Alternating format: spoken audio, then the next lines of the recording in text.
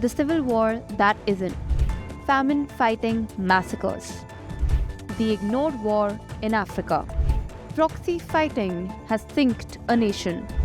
This is the Northeast Africa's biggest conflict.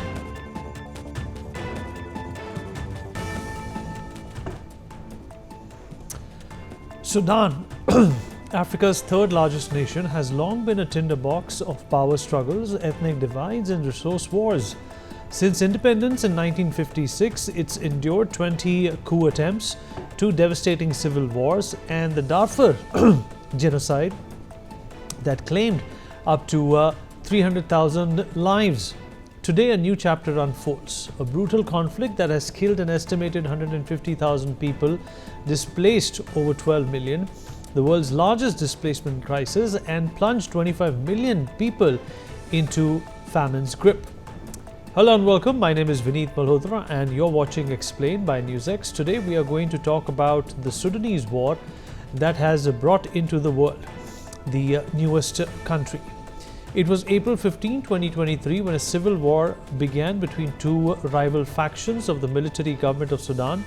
It ignited not as a rebel uprising against the state but as an intra-military bloodbath. The Sudanese armed forces, commanded by General Abdel Fattah al-Burhan, clashed with the paramilitary rapid support forces led by General Mohammed Hamdan Dagalo, also known as Hemedti. These two once allied factions co-orchestrated the 2021 coup that toppled Sudan's fragile civilian transition after the 2019 revolution ousted dictator Omar al-Bashir. But how do both the sides differ in opinion is the big question. Let's in fact have a look. Well, SAF's General al-Burhan, a career officer from northern Sudan with the ties to the Muslim Brotherhood, embodies the traditional Sudanese military elite. His ideology aligns with centralized nationalism and military supremacy, with critics, including Hemedti, accusing him of being guided by radical Islamic front leaders. On the other hand, RSF's General Hemedti, an Arab herder from Darfur who commanded Janjaweed militias before formalizing the RSF, has rebranded from a Bashir enforcer to a challenger of the establishment. His ideology emphasizes inclusivity and decentralization, posing him as a leader who favors populism and anti-establishment reform. Sudan's civil war, now in its 3rd year, has become one of the world's worst humanitarian crises. What began as skirmishes in Khartoum exploded nationwide. Airstrikes on hospitals, RSF looting sprees, SAF shelling of markets soon became a common sight. Both sides have unleashed war crimes, from using sexual violence as a weapon to recruiting child soldiers and even ethnic massacres targeting non-Arabs like the Masalith in Darfur. The UN and US have labeled RSF actions as genocide, echoing 2003's atrocities. The latest escalation came when the RSF seized Al-Fashir, the last major city in Darfur held by the army, after an 18-month siege that trapped tens of thousands of civilians. According to reports, RSF fighters claim to have extended control over the city of Al-Fashir from the grip of mercenaries and militias. The following day, Army Chief General Burhan confirmed his forces had withdrawn to a safer location, effectively conceding defeat. This takeover followed intensified RSF assaults using drones and artillery, marking a pivotal shift that gives the RSF de facto control over approximately 25% of Sudan's territory, including gold mines that fund its operations. In the immediate aftermath, reports documented mass killings, summary executions, and ethnically targeted violence against non-Arab groups, including the Masalith and the Fur and the Jagawa and Barthi communities. The Sudan Doctors Network reported at least 1,500 civilian deaths in the first 48 hours, while the SAF claimed 2,000 total fatalities, including combatants.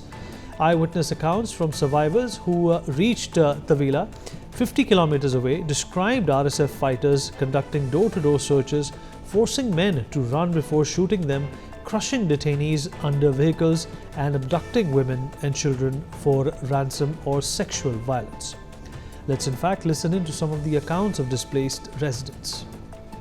As we left El Fasher, the fighting was intense, forcing us to run westward. We ran very fast, and when we reached the halfway point, we lost all sense of direction and began running into the unknown.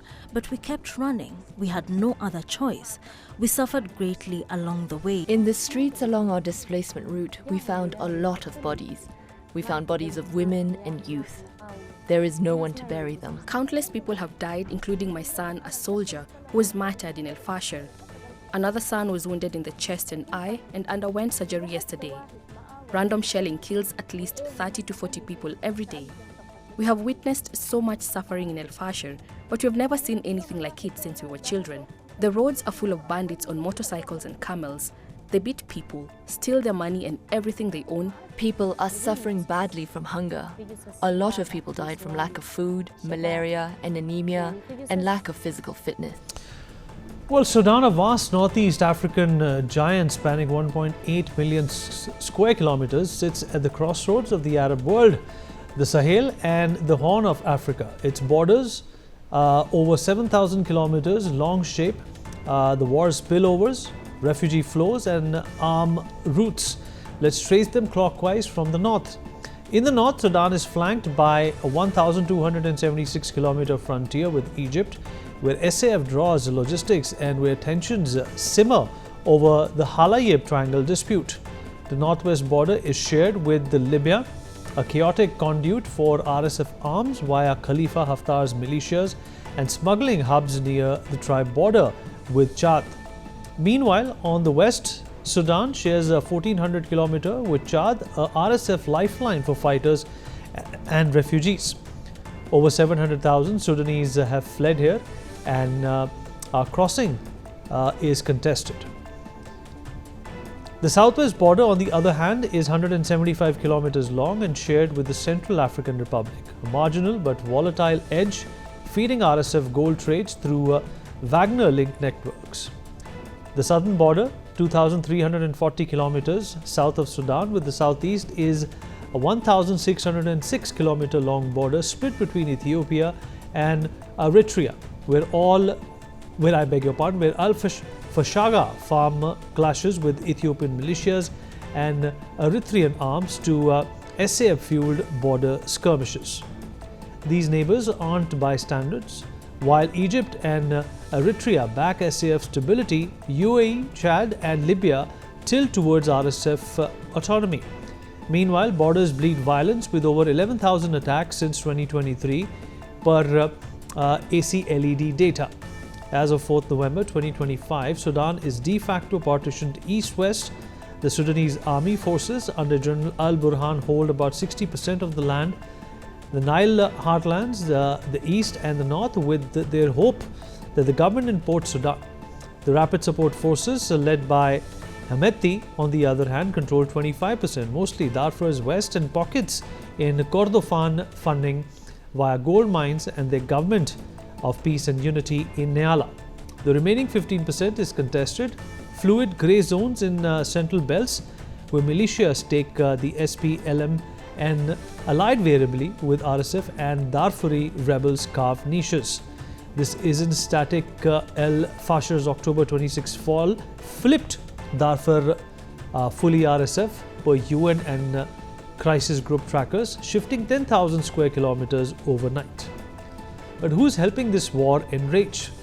Well, where are the arms, the funding and the help coming from is the big question. Well, the Sudanese war is fueled by a complex web of illicit arms that flow and violate the UN arms embargo on Darfur. As of November 2025, both factions source weapons through smuggling networks across the Sahel. Red Sea ports and air bridges, often bartering gold from RSF-controlled mines or leveraging foreign alliances for drones, artillery and small arms. Annual arms inflow exceed $500 million per UN estimates, with Russia hedging bets by aiding both sides via state channels and Wagner, Africa Corps proxies. These supplies have escalated post El Fasher. enabling RSF massacres and SAF drone reprisals. Well, according to Amnesty International reports, Egypt is the main supplier of arms to the SAF, with Turkey helping with small arms, Russia supplying aircrafts and artillery, and Iran sending in drones. These supplies are usually done via the Port Sudan naval base, with the SAF's defense industry system leading the procurement. Meanwhile, UAE is the primary hub that supplies arms to the RSF, with China, Russia, Libya, Kenya, and Chad supplying other arms and artillery.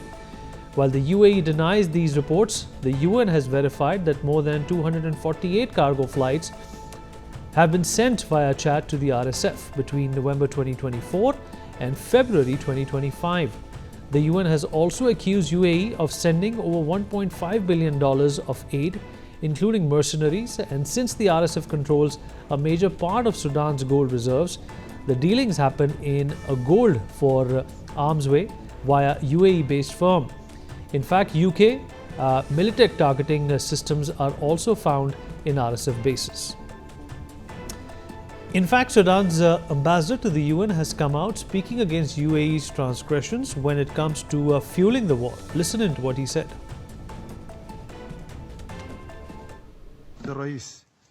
السيد الرئيس لا توجد حرب أهلية في السودان، بل هي حرب عدوان تشنها الإمارات عبر وكيلها الإقليمي الدعم السريع، ولا يمكن تخريج سرديتها بنظرية الطرفينية. لا يسمح. السيد الرئيس، إني لا أتساءل لأن يسمح لممثل دولة تلطخت أيديها بدماء الأبرياء في السودان بأن يخاطب هذا المجلس الموقر وكأنها دولة حريصة على السلام أو الاستقرار. إن مجرد سماع هذا الممثل يتحدث عن الأوضاع في السودان وكأن السودان تحت وصاية حكومة أبو ظبي يعد إهانة لمجلس الأمن واستخفافا بدموع الأطفال واليتامى والنساء الذين سفكت دماؤهم والأرامل في السودان، وبمعاناة شعب كامل يقتل ويهجر كل يوم بسلاح وأموال وتخطيط الإمارات. السيد الرئيس، لقد أصبح معلوم للقاصي والداني أن النظام أبو ظبي لعب ولا يزال يلعب الدور الأخطر في العدوان على السودان عبر تحريض تزويد ميليشيا الدعم الإجرامية بالسلاح والمال والمعدات، وعبر حملات التضليل الإعلامي والدبلوماسي التي تسعى لتبييض وجهه ووجه تلك الميليشيا الإجرامية. Well, this is not the first time the UAE has been involved in conflict in Sudan. In fact, on 9th July 2011, South Sudan was born, becoming the newest country to join the world's map. This happened after a 22-year war that killed 2 million people. But independence was never freedom. Today's Sudanese civil war proves that it is not civil but foreign-fueled. UAE arms flow to RSF through South Sudan's borders. Wagner gold routes run south. Egypt and Iran back SAF to keep oil pipelines open. 3 million Sudanese refugees flood Juba's camps, while RSF allies with the SPLM and rebels to flank SAF. South Sudan's birth was meant to end foreign meddling. Instead, it became the backdoor for proxy war. The newest nation is now the newest battleground for the same powers that tore Sudan apart. Sudan is not just a civil war, it is a foreign-fueled catastrophe. Two generals armed by global powers have turned a nation into a graveyard. 150,000 dead, 12 million displaced, 25 million starving. It's time we call out the brutality, the war crimes, and the hidden motives behind it all. The world looked away from Darfur once, but never again. Civil war that isn't. Famine, fighting, massacres. The ignored war in Africa. Proxy fighting has sinked a nation. This is the Northeast Africa's biggest conflict.